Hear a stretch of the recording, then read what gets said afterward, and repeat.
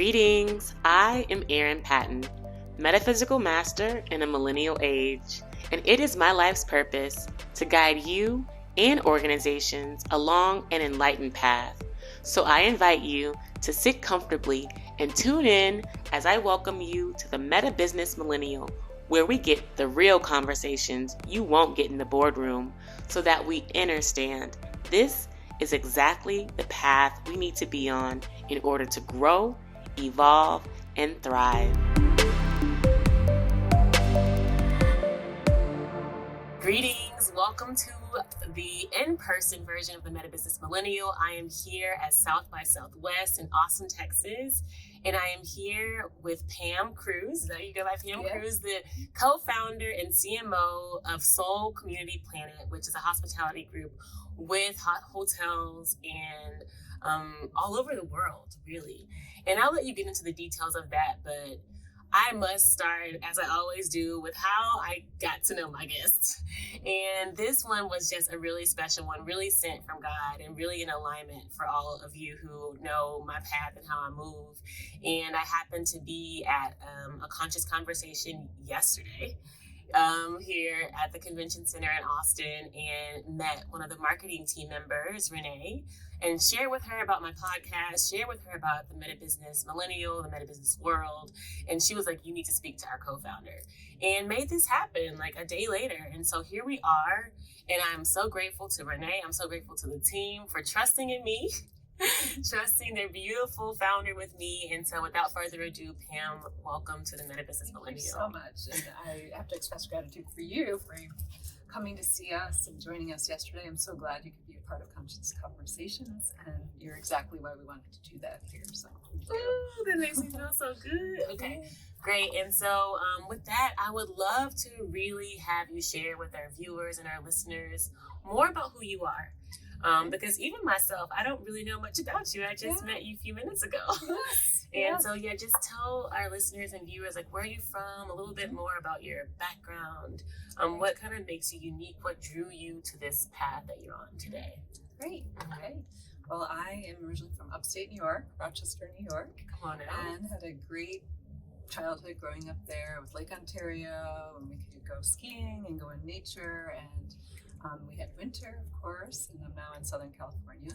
I have one sister, and I just love growing up there, getting outside, being with friends, skiing, sailing.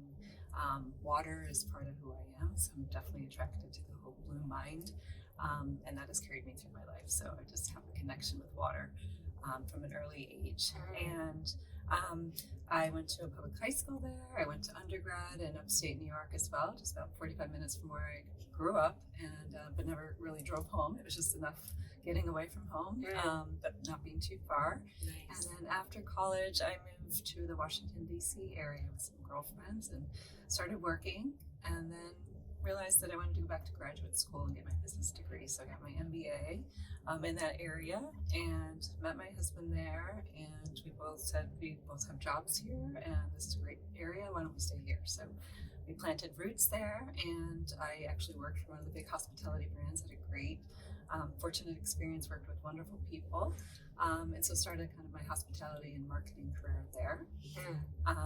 So it's a beautiful space, a beautiful place. We were there for many years, and then I changed course and left the hospitality. Well, I would say hospitality, but still worked with a similar kind of consumer. So I went on to work for another company, worked at USA Today in their online area in marketing at the time when all the dot-coms were kind of crashing. So it was an interesting time, but it was a very good company, a solid company to work for. And just had a really great experience there as well. Started our family there, and then there was an opportunity that my husband had to move to California, and I had my whole life thinking I'm on the East Coast. That's not where we're going. And yet my father had lived there for many years. It's a beautiful area, and I just hadn't thought about living there. It was always a vacation spot. So fast forward, and we moved to California. It took me a couple of years to really settle in. I love the East Coast, and I love the West Coast too, and I love all the in-between. But it's been a beautiful, beautiful experience. We've been there 17 years. I took some time off and had 2 more children. I have a crew of girls. We have 4 girls. Nice. 2 boy dogs and my husband. And so we've created a beautiful life there, and I've taken some time off. And things were, moving along, and my husband was looking into buying a hotel and starting something new after he had changed from being the CEO of a Fortune 500 company. And as he was looking at it, sustainability, I kind of started, wait a minute, it's not just about sustainability, it's about holistic. It's got to also be well-being, mental, physical. And so we started doing more research, and we've created a company out of just kind of looking at what consumers want, what our values are, and where we are in our life, and what we want to see in the world. And also, we talk a lot about the ripple effect, as I'm sure you know, what we want to put out in the world. Yes. And so a beautiful thing emerged, and Soul Community Planet is where you found us over there with our conscious conversations and our booths. And we're growing. And so it's been really wonderful to apply our own personal values to a business and tie that together and really be purpose driven and reflective of all the great knowledge that we've gained from where we came from and our other experiences in business, and tying it together is just the mission we're on. That's beautiful. And what resonates with me so deeply in the story that you shared is that I did not know was a vision for you and your partner. And so often, I talk about, especially on this show, divine union, and the union and what it can manifest for the world and how it can benefit the world. And you are one of the definitions of how you and your husband, in your own value creation, were able to manifest something that now you share with the world. So can you go back a little bit to how you started to, I would say, develop those values, especially as it relates to a spiritual practice or spiritual tradition? And if there were any events in your life that maybe you questioned those values or put those values to the test, I would really love to hear more about that. Yeah. So my mother in 2015 was diagnosed with brain cancer. Oh, wow. And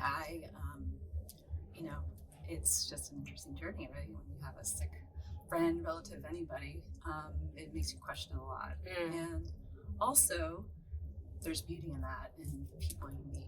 And I think about the Mr. Rogers quote, look for the helpers, and just all of the things you go through, and you look at the world with a different lens. Yes. And it's really that checkpoint, right? Why are we here? And kind of clears the clutter in the meantime, while still living in the day-to-day world, right?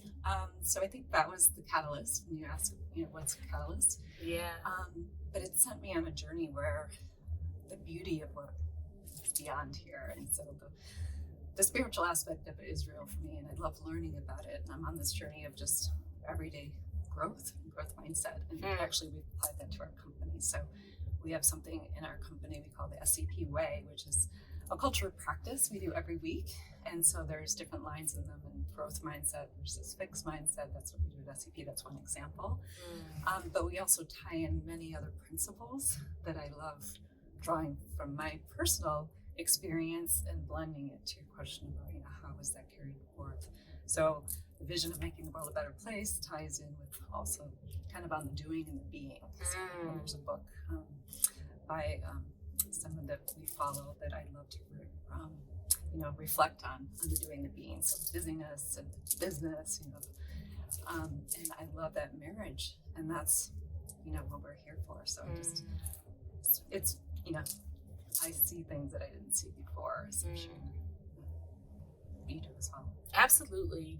And one thing that's really important, especially in business, and I love to talk about business because this is the MetaBusiness Millennial podcast, is, the implementation and first the institution of, and then the implementation of the values in your company. And you talked about growth mindset, and I would love for you to just dig a little bit deeper into what are some of the other values that really are meaningful to you in SCP, and then how do they play out in your company? Sure. Wonderful. So when we were coming up with the brand, we really looked at, I go back to Maslow's hierarchy of needs, right? Yes. So self, and self sounds selfish, but it's so important. So we created that name in the soul aspect. So soul is mental well-being, physical, environmental, social. So there's something called the Global Wellness Institute, and I really like to refer refer to one of their graphics, and it ties all of those aspects together. So it's not just about going to a gym at a property, right? There's a mindful quote. There's different ways to pull through all those. And we always talk about putting your oxygen mask on first, right? Yeah. So soul, if you can take care of yourself, then you're going to be better able to work within a community, take care of each other, be part of it, right? And then, of course, Mother Earth. So we kept talking about soul and self and the community and planet, and then it just made such sense to say soul, community, planet. And so SCP Hotels was born. And just the importance of taking care of self, not in a selfish way, carrying people on their journey wherever they may be, meeting them there, and having an approachable. You don't need to go away for 7 days in a year, or I'd love to, but you don't always have time for that. And how do we carry through these aspects in everyday life? And when you're traveling, some of that goes out the window, right? So when you come to an SCP hotel, how do we carry that through? It's kind of like our booth. We want people to feel those touch points, and we talk about the spirit of Ubuntu. Ubuntu. So we are all connected. And, what language is that? Well, I will refer to Nelson Mandela has a very good explanation of that. It's I am because of you. Yes. We are connected. And so we had talked about that prior to the pandemic. And then fast forward, go through the pandemic, and obviously across the world we started feeling that, right? Yes. So it became even more amplified after. And so I just love, not that we wanted a pandemic, but I love that now people are even more focused on how we are connected. Yes. So that's the community aspect. But when you come in, we want you to feel that. So we talk about the Maya Angelou quote. People aren't going to remember what you said or what you did. How you feel. So we want you to come in, welcome you. There's a mindful quote maybe on the wall over here. Maybe that doesn't resonate with you, but the next person, that got them, right? They really resonate with that. There's spaces, there's natural elements tied in from the local community, wood. There's spaces to meditate. There's just natural moments, not necessarily meant to be like an Instagram wall, but places that resonate. We have our muse on my t-shirt here. Yes. She represents, the beauty. We talk about that doing and the being and the feminine energy and the testosterone, and not in male and female way, but We're gonna get into it. So the energy, so you'll see the muse painted on a wall. So that's a touch point of having something different. And her flowers around her crown will be different in Hawaii versus Laguna Beach. So what is the flora and the fauna from those areas? The touch point is a welcoming. We offer you a kombucha. We offer you something else. What else can we do to make your stay better? Simplicity is there. So clearing the clutter. We have some rooms we call peaceful rooms. So we take out the TVs, and we want to be able to incent beautiful sleep. You just have that cocoon. So you go out and you do your thing in nature, or wherever it may be, if you had a business meeting or whatnot, and you come back to your cocoon. So it's your sleep sanctuary. So we're looking to implement that across our properties. We want to nourish you, mind, body, and spirit. So at our hotels, we're working on what we call Raise the Bar, and we're implementing vegetarian food there. So, and really thoughtfully curated. So we have a nutritionist and a wellness expert who's helping. What ingredients work well together? What does it do for your body? Not just saying, okay, here's some pasta, and we check the box. Right. Not all the processed food, but some of this new food, it's great. I love where technology's going, but it's processed in the source. So we went back to basics and plant-forward menus. So just, I love carrying forth those values. I want to take care of you, right? You come to my property, it's our home. It should feel like that. Yes. And then you can connect. We create spaces where you can connect, and there's living walls, there's plants. So you feel that biophilia and what that does for your body, and then you're also connecting with others in a common space. And there's lobbies in many hotels, but we want that intentional gathering space to be spiritual. Yes. Snaps for all of that. That was a lot that you just shared, and what you also are putting together in a way is creating this community. Well, obviously it's the Soul Community Planet, but it's a very intentional approach to really cultivating community. And I feel like people use the word community and it's just like, okay, we have a lot of people here, period. However, what is the energetic intention around cultivating that space, helping people to feel safe, taking out the electronics, feeding them with soul food, real food? And so these are really values that we would love to see across all kind of verticals, especially in hospitality.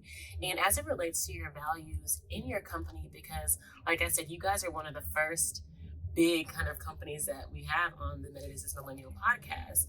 How do you say that it impacts your employees and the way you guys work in place, whether in place or out of office? I would love to understand how your values inform your culture, because y'all didn't get to see, but her team, they're coming around here with cameras. They're boosting her up. Like, there's some palpable love here for you.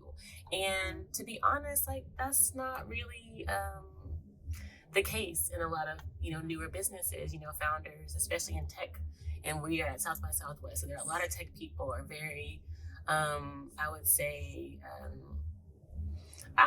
traditionally a more egotistical, more they're priority driven.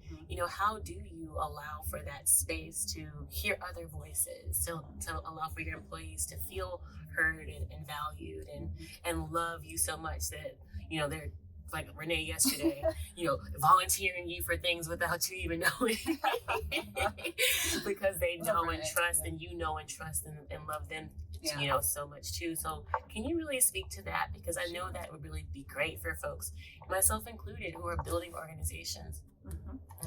I think it starts with the values first. So it's not about me personally taking my ego out, of course. It's about people are attracted to the values, so they want to work with us. They want to represent. So when you walk by the booths and see our team representing, they're so inspired, and I just love listening to them. It's like re-inspired all of us. So that's first and foremost for me, and we've all been in places where maybe we weren't so inspired. So that's a little bit of a hurdle. So we don't have that hurdle. It's if you're coming to SCP, you're joining us on our journey, and we want to welcome you where you are, and you align with these values in some way. It doesn't mean you're living them out every day. Right. It's start each day anew, right? We know that. But of course, I come back with the intention is there. Yes. So I have to start with the values, because that really does draw people in. And then carrying out those values and checking ourselves for authenticity. So I mentioned every week we get on a team call. We start on Monday with our senior leadership. So there's about, I think, 8 of us now. And we talk through a culture lesson or practice, we say.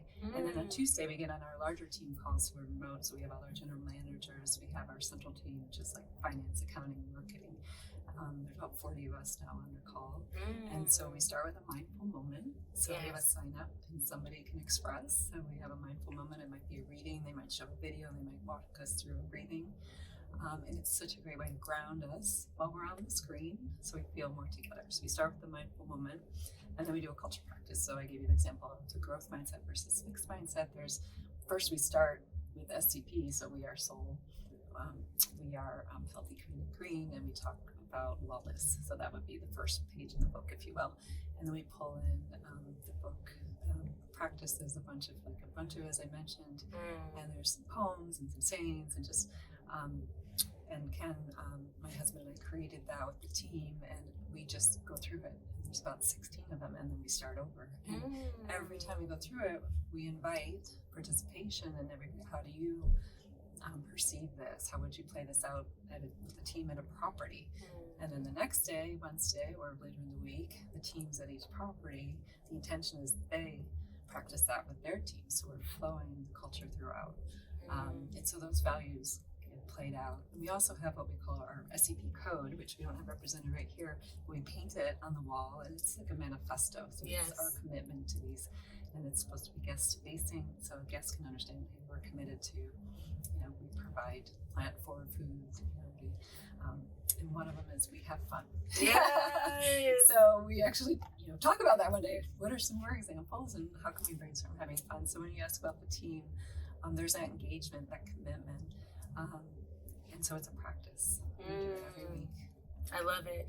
And most importantly, and what I always share and teach to my followers and audience, is that these initiatives, MetaBusiness, wellness, holistic practices, mental health initiatives, this all comes from the top, period. The top down. I mean, I don't love the way that sounds, but it just is what it is. If leadership is not bought into this practice, if leadership is not committed to this practice, if they don't care about this practice, then it ain't gonna happen. It's not gonna happen. And so the fact that your senior leaders, engage in this mindful practice every week, then it trickles down to general managers, middle management, and then they take it to their teams where they are. That's exactly how it should work. And I want you to maybe, speak to if there have been any challenges in implementations, hurdles in implementations that you can think of, a story that you can share, and what it looked like and how y'all kind of got through it. Because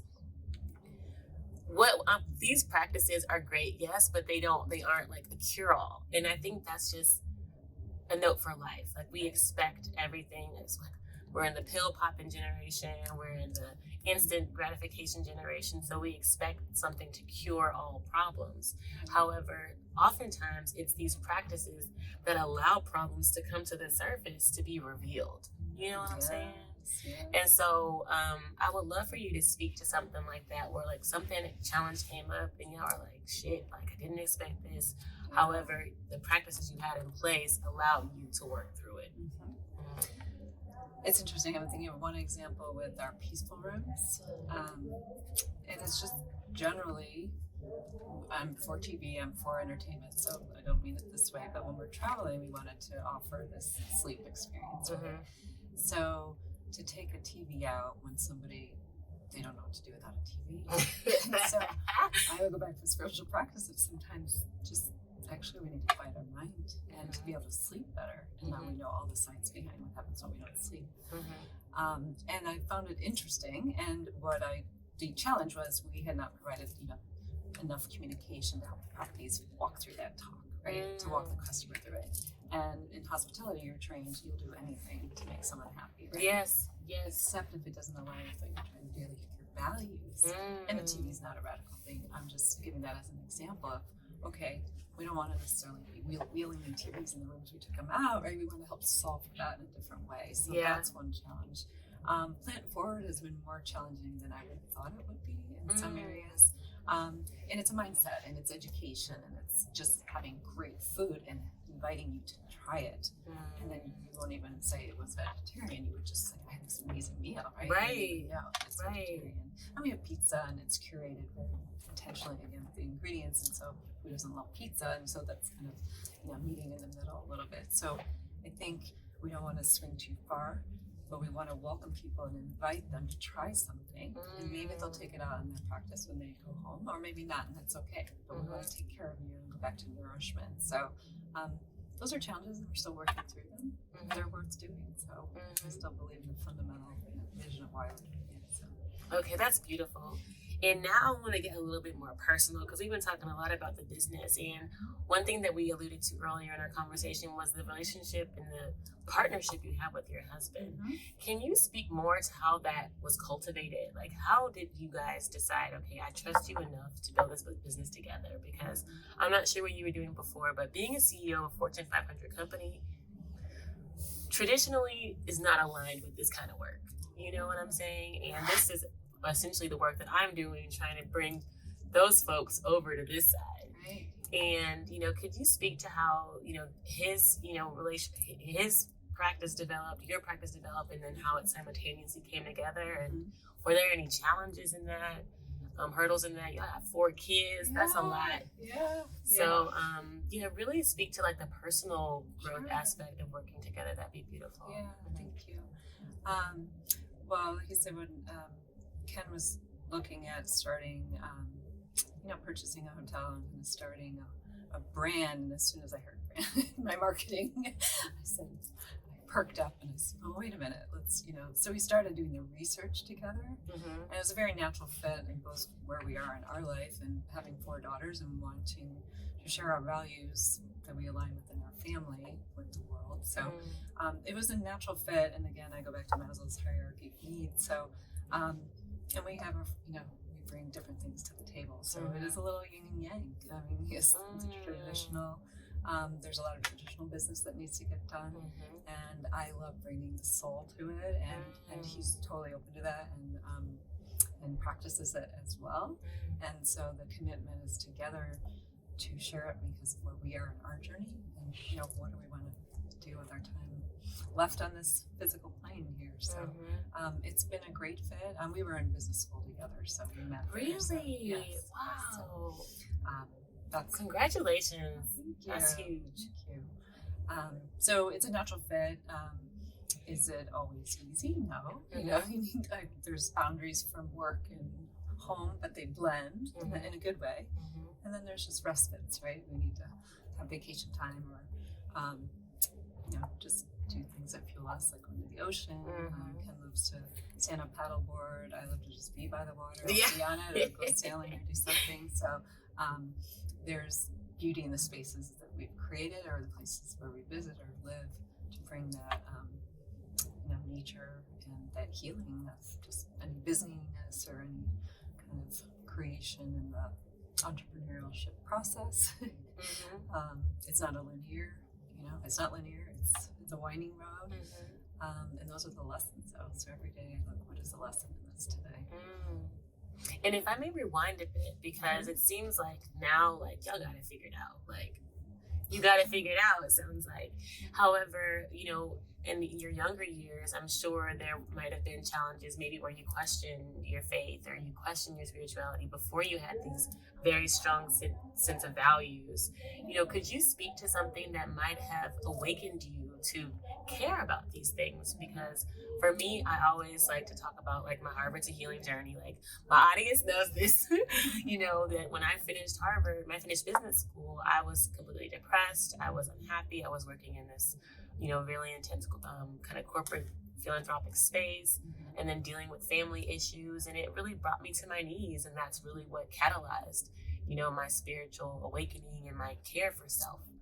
Is there something that you could speak to that really awakened you to care about yourself, or has this always been a practice for you your whole life? I have not been good at this my whole life. And we've definitely gone through the years of stress and letting stress affect your body way more than it should. And I'm not saying that I'm not stressed, but now we have the tools and we know better uses. I will say when my mom was sick, that was a time where when you're caring for someone else, as you noted, that you have to nourish yourself. And so that really was front and center for me. How do I need energy to help give energy, but I need to start with self. And you can not understand that until you're really depleted. And it really taught me, and also with the spiritual side of really looking outside what else is there, and learning about different religions, but also the spirituality, right? Yes. So for me, I like to think those are practices, and people have their own practice, and I love bringing in different practices together. But the overarching purpose is the spiritual aspect of it. So I really think that at that time, I started listening to things like about near-death experiences, or and seeing nature and just feeling more connection. And actually, after my mom passed away, feeling her more than around me, and even now, and seeing signs that I wouldn't have been aware of before. So I look for the joy and the pain, and look for the joy part too. And that was just a big lesson. So I think it really it turned me toward making this more accessible and understandable, and to people who are open to thinking, just beyond what we see right here. It's interesting that they have that timeline, because I actually graduated Harvard in 2015, and my father passed away in 2017. So it's like almost a very kind of similar timeline in terms of kind of where we are today, sitting here, and our connection to self, connection to source, and all the things that are around us. And we're kind of coming close on time here. We're going to try to keep it kind of shorter for this episode. I wanted you to really start to share a little bit more details about how many properties are part of the SPC group or SCP group. What may be your favorites, and how people can find you guys and engage with all the beautiful things you've just kind of shared with us today. Thank you. We are 9 properties now, 1 in Costa Rica, 8 in the States, primarily in the West. We have Oregon, we have California, we have a hotel in Hilo, Hawaii, and Colorado Springs, and we're open to going farther. Yes. And every property is different, and I know that sounds, so simple, but we vary from a 12-room property to a 200-room. And Wow. I think we've kind of found our sweet spot will be more like 75 to 100 rooms. But I love what we provide. So somebody could, in Laguna Beach, for example, we have a 12-room property, so someone could hold a retreat there. Everybody could have their own bedrooms, but then gather together. The ocean is nearby. So our nature-based, the intention is to be nature-based so that people can connect with nature while they're on our property and go outside. And come back and have that experience. So for me, they're just different. Oregon is beautiful, and the Oregon coast, our Costa Rica property is amazing, and the nature and the ecosystem of what's down there.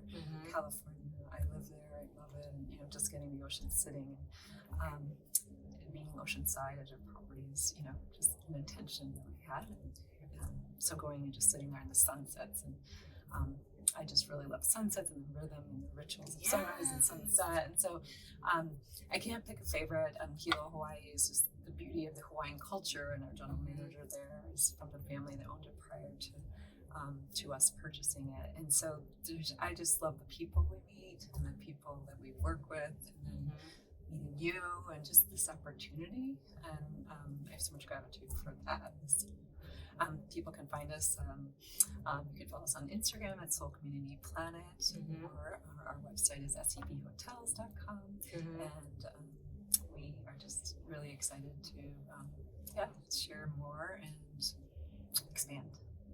I love that. I love that, and I definitely hope to be a guest at. You are gonna. Yes, I will be a guest. I'm just going to put that out there now. I'd love to go to Costa Rica. I literally was just talking about that recently, or hosting a retreat there. That would be amazing. And thank you so much. Thank you for sharing your story, being vulnerable about your life, your family, your business. And taking this time to be with me. Honestly, I have like little chills right now because I'm so grateful. And for all of you guys that are watching, listening, you know where to find me. I am Erin Patton on social media, and the MetaBusiness.world for the website and resources, show notes. And of course, thank you all so much. We love you. That's it for the MetaBusiness Millennial. Catch us in the next episode. Peace. Did you really love this episode of the MetaBusiness Millennial podcast? Well, I am honored, and I appreciate you subscribing, leaving a review, and sharing it with your friends, because your feedback allows us to co-create more enlightened conversations. And if you're interested in growing your soul now, head over to my website, erinpatton.com, to find all the show notes, links, and free resources to get your energy activated today. In the meantime, stay bright, my friends. Much love and light. Peace.